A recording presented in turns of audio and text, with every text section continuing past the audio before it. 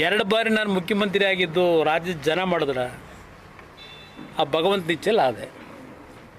ಹಾಸನ ಜಿಲ್ಲೆ ಒಂದಕ್ಕಲ್ಲ, ಈ ರಾಜ್ಯಕ್ಕೆ ನಾನು ಕೊಟ್ಟಂಥ ಕೊಡುಗೆ ಇದೆಯಲ್ಲ, ಇತಿಹಾಸ ಅದು.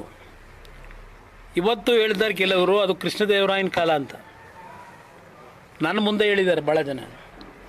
ಇವತ್ತು ಕೇಂದ್ರದಲ್ಲಿ ನರೇಂದ್ರ ಮೋದಿಯವರು ನನಗೆ ಕೊಟ್ಟಂಥ ಜವಾಬ್ದಾರಿ, ಆ ಇಲಾಖೆಗಳು ಏನು ಪರಿಸ್ಥಿತಿ ಇತ್ತು ಅನ್ನೋದು ಗೊತ್ತು ನನಗೆ. HMT, VSL ಕ್ಲೋಸ್ ಆಗಿದೆ. ಇವತ್ತು RINL ಪ್ರಾರಂಭ ಮಾಡಿದೆ, ಆಂಧ್ರದಲ್ಲಿ ಸಂಪೂರ್ಣ ಬಂದಾಗಿತ್ತು. ಮ್ಯಾಕ್ಸಿಮಮ್ ಪ್ರೊಡಕ್ಷನ್ ಇವತ್ತು ಅಲ್ಲಿ 21,000 metric ton per day production ಆಗ್ತಾಯಿದೆ. ಇಂಟರ್ನಲ್ಲಿ ಅದನ್ನು ಮಾರಿಸ್ಬೇಕು ಅಂತ ಹಲವಾರು ಸಬಟೇಜ್ಗಳು ನಡೀತಾ ಇದೆ. ಅದೆಲ್ಲ ಓವರ್ಲುಕ್ ಮಾಡಿ RINLಗೆ ಲೈಫ್ ಕೊಟ್ಟು ಆ ಜನ ಇವತ್ತು ನೆನ್ಕೋತಾರಲ್ಲಿ. ಅದೇ ಕೆಲಸ ಇವತ್ತು ಹಲವಾರು ಸಮಸ್ಯೆಗಳಿದ್ದರೂ ವಿಶ್ವೇಶ್ವರಯ್ಯ ಸ್ಟೀಲ್ ಪ್ಲ್ಯಾಂಟು, HMT ನನ್ನದೇ ಆದಂಥ ರೀತಿಯಲ್ಲಿ ಕೆಲವು ಅದನ್ನು ಜೀವ ಕೊಡಲಿಕ್ಕೆ ಏನೇನು ಮಾಡಬೇಕು ಮಾಡ್ತಾಯಿದ್ದೀನಿ. ಇದು ನಿಮ್ಮ ಗಮನಕ್ಕೆ ತರ್ತೀನಿ. ನನ್ನ ಇಲಾಖೆ ಬಗ್ಗೆ ಪಾಪ ನಮ್ಮ ಕಾಂಗ್ರೆಸ್ ನಾಯಕರುಗಳು ಹೇಳ್ತಾರೆ, ಮಂಡ್ಯಗೆ ಕಾರ್ಖಾನೆ ತರಲಿಲ್ಲ, ಆಸ್ತಕ್ಕೊಂದು ಕಾರ್ಖಾನೆ ತರ್ಬೋದಾಗಿತ್ತು, ಇನ್ನೂ ತಂದಿಲ್ಲ. ಯಾವುದೋ NTPC ಹೇಳಿದ್ರು, ನ್ಯಾಷನಲ್ ಟೆಕ್ಸ್ಟೈಲ್ ಕಾರ್ಪೊರೇಷನ್ ಏನೋ ಹೇಳಿದ್ರು. ಇವತ್ತು ಬೆಳಗ್ಗೆ ಬರ್ಬೇಕಾದ್ರೆ ಹೇಳ್ತಿದ್ರು, ನೋಡಂತೆ.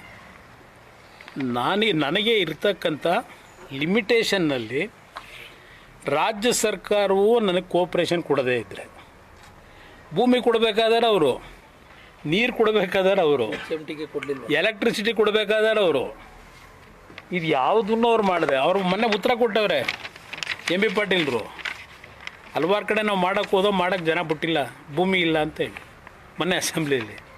ಇಲ್ಲಿ ಕೆಲವು MLAಗಳು ಕುಮಾರಸ್ವಾಮಿ ಹೂ ಬಿಡ್ಸೋಕೆ ಕೊಟ್ಟವನೇ ಮಂಡ್ಯದವರಿಗೆ, ನಾವು 300 ಎಕರೆ ಕೊಡ್ತೀವಿ, 500 ಎಕರೆ ಕೊಡ್ತೀವಿ, ಬರಲಿ ಅಂತ. ಈ ಕೂವಕದ ಮಾತುಗಳು ನಿಲ್ಲಿಸಿ ಇವತ್ತೇನು 7,290 ಕೋಟಿ ವೆಚ್ಚದಲ್ಲಿ ಮ್ಯಾಗ್ನೆಟಿಕ್ ಪ್ರೊಡಕ್ಷನ್ ಶುರು ಮಾಡ್ತಾ ಇದ್ದೀವಿ. 5 ಕಂಪ್ನಿಗಳಿಗೆ ಅವಾರ್ಡ್ ಮಾಡ್ತಿದ್ದೀವಿ.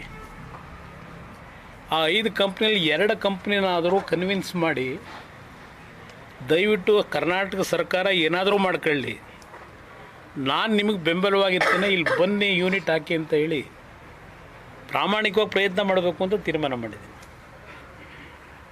ಇದು ನಾಡಿನ ಜನತೆಗೆ ನಾನು ತಿಳಿಸ್ಲಿಕ್ಕೆ ಬಯಸ್ತೇನೆ.